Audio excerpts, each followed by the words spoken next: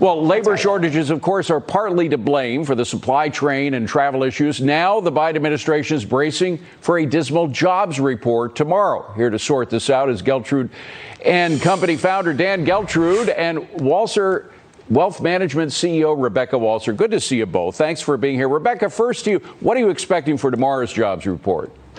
Well, I'm expecting, because ADP came out yesterday and said that we had a 301,000 loss of jobs, and we were expecting a 207,000 private sector job add. So PNC, I think, is the outlier, saying that they're expecting negative 400,000 jobs lost. But I'm definitely thinking that we're in the 300,000 job loss range based on that ADP report yesterday, David. Now, of course, Dan, a lot of this has to do with Omicron, and a lot of it is backward looking. Omicron, as we knew because of what happened in South Africa and what happened in the UK, burned very hot very quickly, but it leaves quickly as well. And we just got new unemployment benefits falling less than expected, fewer than expected unemployed in the past couple of weeks. That means that the number we see tomorrow, as bad as it probably will be, may be improving right now as we speak.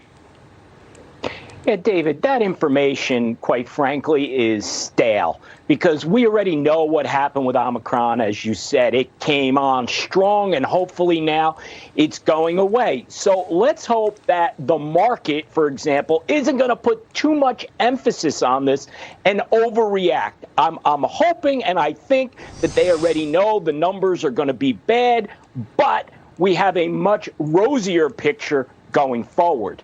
Rebecca, I'm just wondering if the administration, because they telegraphed that it's going to be a bad number from Jen Psaki, I'm wondering if they might try to use those bad numbers tomorrow to justify some kind of emergency spending, some of the stuff that they couldn't get through Congress with the BBB plan. Are you concerned that there may be more federal spending as a result of the bad numbers tomorrow?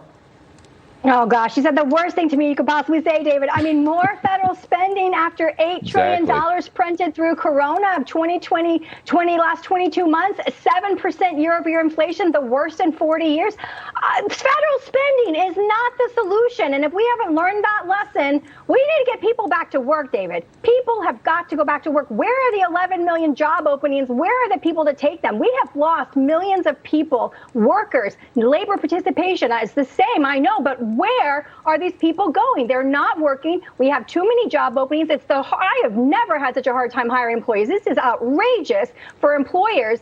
And federal spending is not the answer. Let's do something to get people back to work. I'm laughing because I really hit a nerve with you. I love your passion on this subject. And Dan, I know you're passionate as well about it because no matter what the number is tomorrow, we're still stuck with inflation. I mean, the administration, for months they were saying it was transitory. Then they were saying it's de-accelerating. No, it's accelerating. The wholesale prices are double digit. That is going to be passed on to retailers and to consumers. So it is going to get worse as the year goes on, no? Yes, it is, David. And I'll tell you why, is because this inflation, although you can blame the virus, okay, that's what started, it is our policy reaction that's causing the inflation. Look, it's very simple.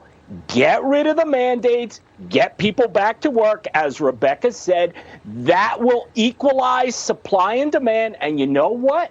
Inflation will start to come down. But policies aren't changing. So as you just said, I think that we're going to be in this inflationary period for quite some time because we keep doing the same thing over and over, and we get the same result. And Rebecca, we're exacerbating the problem. I mean, the spending is not only causing more inflation, it's extending the period with which people do stay at home and don't get out into the labor market. And that's killing, by the way, it's not killing the big guys, the Amazons and the others. They can afford to spend $20, $30 an hour for labor. Small companies can't do that.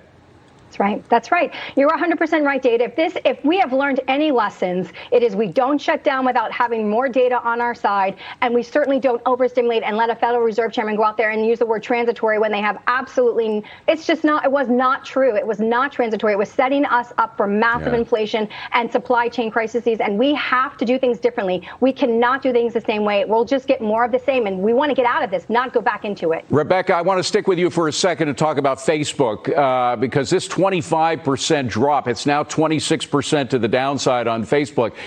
Is that going to affect the entire market? I mean, clearly it's dragging the market down today. Is that indicative of what's to come for tech? You know, David, after hours trading yesterday, Twitter and Snapchat, everything down. It's really class bias, right? What's happening is investors are awakening to the fact that people will leave a platform, that their loyalty doesn't only last for so long. And I don't know all the reasons at Facebook. We can speculate and say it's the censorship and it's the labels, and people are getting sick of being told, this isn't true and blah, blah, blah. And they're not to be the arbiter of truth, But there's a lot of new media. TikTok, specifically Zuckerberg, called out and said, hey, it's the short videos on TikTok that's killing us. We're really going to focus on Instagram Reels.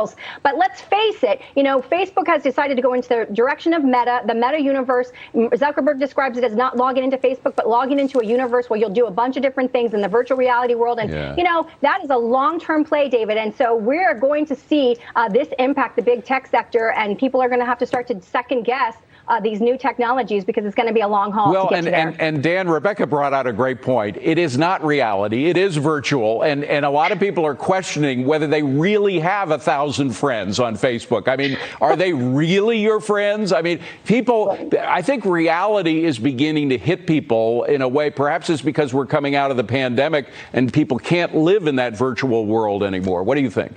Mm-hmm.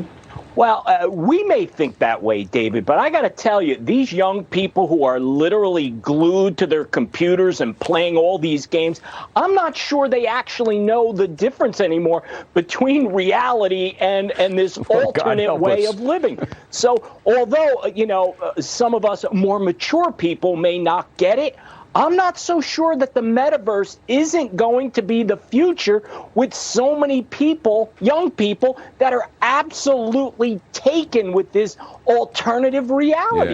Yeah. At some time, you have to deal with reality, though. When the money dries up, and that government money is not going to continue forever, it doesn't grow on trees. I'm sorry, it's not free. And eventually it will dry up. With a $30 trillion debt, you bet it's going to dry up. And it's going to dry up while we have inflation. And that is going to be a slap in the face by reality. So that I think will be waking people up. I think it's already beginning to do that. Dan, Rebecca, great to see you both. You're terrific. Thanks very much for being here. Well,